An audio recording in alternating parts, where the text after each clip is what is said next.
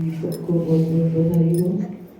आज कार्तिक मास का रोज ही सुंदर दिन होता है और आज भी सुंदर ही दिन है। आज शुक्ल पक्ष की द्वितीया तिथि है और भाई दूज का दिन है। भगवान ने इतने सारे त्योहार बनाए हैं कार्तिक मास में कि जीव जो है उसी में उलझा रहे, ताकि कुछ ना कुछ आता रहे, कुछ ना किसी तरीके से वो मेरे को याद करता रहे। वैसे चाहे ना भी आए तो कम से कम कोई मांगने के बहाने आए तो सही। कभी पति की आयु, कभी भाई की आयु, कभी धन लक्ष्मी, कभी अब आगे इनकी छठ पूजा शुरू हो जाएगी, वो भी पति की आयु के लिए होता है ना। नहीं, सब के लिए। तो ये तो माया देवी हमारी परीक्षा तो नहीं ले रही कि तोहर में उठाए सारा कार्तिक मास चला जाता है। भगवान के पास जाने की इतना बड़ा दुख लगा रहता है। नहीं, परीक्षा क्या, इससे क्रीम निकलती है ना। परीक्षा नहीं है, क्रीम निकलती है कि कौन इनमें उलझता है भौतिक तरीके से या कौन शुद्ध भक्ति करने वाले इसको पार करके निकल आते हैं, है ना। जो शुद्ध भक्ति करने वाले हैं उनके ऊपर क्या फर्क पड़ता है, क्या उनके लिए त्योहार भी भगवान के उनको करीब लेकर के जाते हैं, फेस्टिवल्स भी करीब लेके जाते हैं। तो इसलिए ये क्रीम निकलती है इसमें। तो उसमें भगवान परीक्षा कोई नहीं लेते हैं। भगवान तो चाहते हैं किसी तरीके से मेरा बच्चा जो है, मेरा भक्त मेरे और करीब आ पाए, और जो नहीं कुछ करते हैं कम से कम इन त्योहारों के माध्यम से कुछ करते हैं, है ना। इन त्योहार जैसे हम दीपावली पे इतने दिए जलाते हैं, भगवान को दिखाते हैं, तो कम से कम इसी बहाने ही सही कि दीपावली के दिन ही हम इतने सारे दिए लोग, मुझे याद है पहले लोग 101 दिए जलाने हैं, 51 दिए जलाने हैं, इतने दिए जलाने हैं, तो कम से कम पूरे महीने के दिए दीपावली वाले दिन जल जाते हैं। तो इस तरीके से और कुछ नहीं, भगवान कहते मुझे दीपक ही दिखा दो तो भी मैं प्रसन्न हो जाता हूँ। तो भगवान तो सबके हितैषी हैं, सबका कल्याण चाहते हैं, बहुत कृपालु हैं, दयालु हैं, हर तरीके से हम पर लेकिन दोनों बातें हैं। दूसरी तरफ भगवान ये भी देखते हैं कि कौन ऐसा भक्त है जो इन उलझनों में ना फंस करके केवल मेरी भक्ति करना चाहता है, केवल मुझसे प्रेम करता है, मुझसे मेरे प्रेम की खातिर वो ये सब चीजें जो है उनको बेमानी सी लगती है। आप ये देखिए, आप जो भक्त हैं उनको ये त्योहार बल्कि अपनी भक्ति में डिस्टर्बेंस करते हैं। जब ये फेस्टिवल आते हैं तो भक्ति में डिस्टर्बेंस करती है कि इतना शोर शराबा, मार्केट्स, ये वो, लोगों का आना जाना, तो क्या है, ये जो शुद्ध भक्ति करना चाहते हैं उनकी भक्ति में थोड़ी सी खलल सी लगती है। लेकिन दूसरी तरफ से हम ये भी कह सकते हैं जो भक्ति करना चाहते हैं उनको कोई फर्क नहीं पड़ता क्या हो रहा है दिन दुनिया में, वो समय निकाल लेते हैं और संसार में क्या हो रहा है उनको कोई फर्क नहीं पड़ता है। उनके लिए सब दिन दिवाली है, सब दिन दशहरा है, कोई उनको फर्क नहीं पड़ता। आप ये देखिए, जो सुंदर जप करते हैं आप उनको कितने भी शोर में बिठा दीजिए, वो शोर में भी बैठ के जप कर लेंगे, क्योंकि चेतना जो है, ध्यान जो है वो केवल कृष्ण में लगा हुआ है।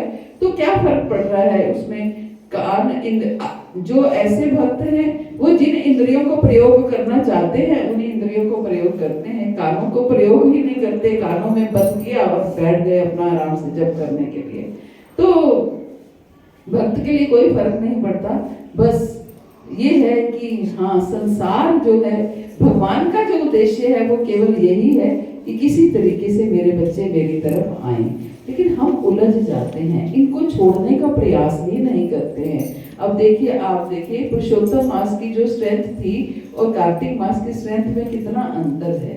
यही डिफरेंस है कि लोग त्योहारों में इतने उलझ जाते हैं कि ये सोचते ही नहीं है कि एक्चुअल में कार्तिक मास किसके लिए है, भक्ति करने के लिए है। साउथ इंडिया में जैसे हमारा कार्तिक ये है, उनका जब हम कार्तिक पूर्णिमा अब अगली आएगी, उनका कार्तिक पूर्णिमा से कार्तिक शुरू होगा, वो उसको कार्तिक कहते हैं। जिसको हम मार्गशीर्ष कहते हैं उसको वो कार्तिक कहते हैं। तो उस मास में उनके यहाँ पर कोई फेस्टिवल नहीं होता, कोई त्योहार नहीं होता, कोई शादी नहीं, कोई ब्याह नहीं, कुछ नहीं होता। इसीलिए नहीं होता कि ये पूरा मास उनका भक्ति का महीना है, केवल वो भक्ति करते हैं बस, और उनका कोई कार्य नहीं होता। भजन करने के लिए ही वो महीना होता है। और हमारे यहाँ भी जो भक्त करना चाहते हैं वो केवल भजन करते हैं, इस मास में पूरा लाभ उठाते हैं। लोग सब कुछ छोड़, ठीक है।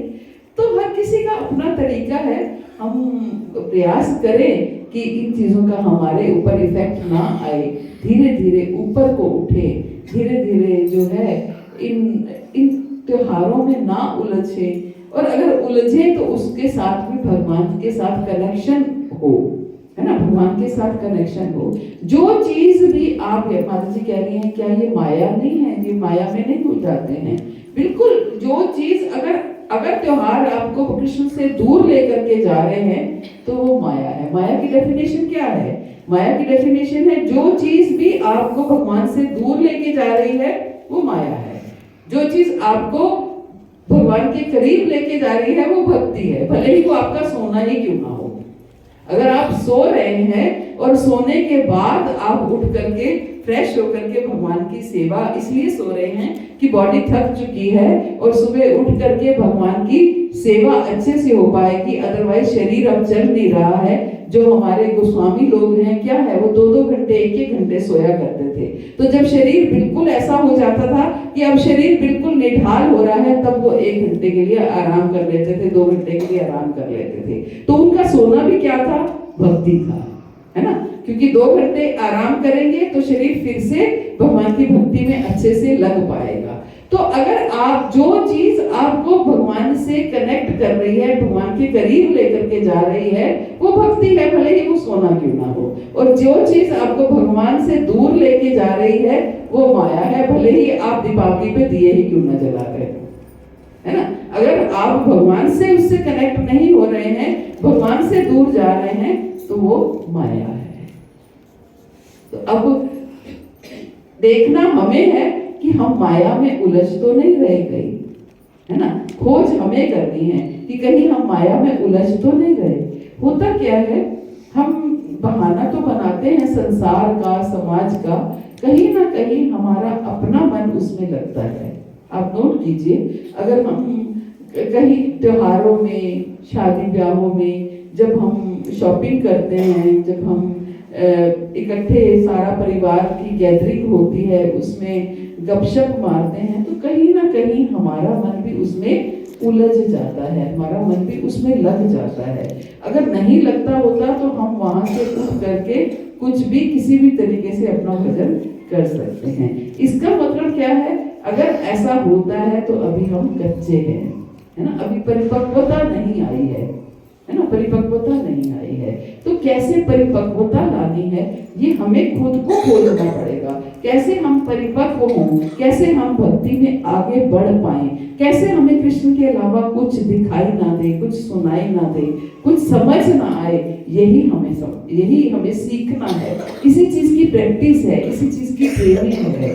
भगवान कहते हैं ना, अभ्यासेन तु कौन्तेय वैराग्येन च गृह्यति, है ना। भगवान अर्जुन भगवान से पूछते हैं ना कि प्रभु ये मन बहुत चंचल है जो वायु की गति से भागता है। चंचलम ही मना कृष्णा प्रमाथि बलवतं दृढ़म तस्याहं निग्रह मन्ये वायोरिव सुदुष्करम। ये मन जो है बहुत चंचल है जो वायु की गति से भागता है।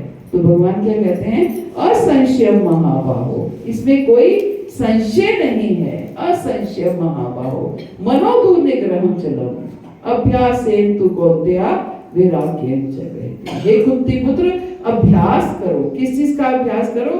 कि कैसे इन चीजों से बच करके अपनी भक्ति को निकाल करके लेके जाना है ना। इस चीज की प्रैक्टिस करो। और प्रैक्टिस हर किसी के अलग अलग तरीके से हो सकती है, हर किसी का अभ्यास अलग अलग तरीके से हो सकता है। अंतर यही है कि हम लोग खुद अंदर से, हमारी इंद्रियां भी हैं, उसमें लिप्त हो जाती हैं, हमें भी वो चीजें अच्छी लग रही हैं, तभी हम वो करते हैं। अदरवाइज समाज की, संसार की किसी की इतनी हिम्मत नहीं है कि वो हमें खींच पाए। हम जहाँ जो करना चाहते हैं वही करते हैं। आप हर कोई अपने अंदर इतना स्ट्रांग है कि वो जो करना चाहता है वो वही करता है। भले ही अगर आप दृढ़ हैं, आपकी भक्ति दृढ़ है, तो आप चाहे चोरी छिपे करें, चाहे कुछ भी करें, चाहे आपको शरीर वहां पर ले जाकर के खड़ा करना पड़े, आपका मन देखिए फिर भी वही का वही लगा रहेगा, अगर आप दृढ़ हैं तो। लेकिन वो बात अलग है कि हम ही दृढ़ नहीं है, हमें उसमें लिप्त होते रहते हैं, तो शरीर भी और मन भी फिर वही का वही लगा रहता है ना। तो यही करना है, इसी चीज का अभ्यास करना है कि हम कैसे इस संसार से, इस भौतिक जगत से अपने आप को निकाल करके ले जाए, कैसे शरीर को यहाँ रहने दे और मन से भगवान को से पूरी तरह कनेक्ट रहे, है ना, मन से पूरी तरह कनेक्ट रहे। कैसे ये इस चीज को कैसे टैकल करना है, ये तरीके को सीखना है कि शरीर भले ही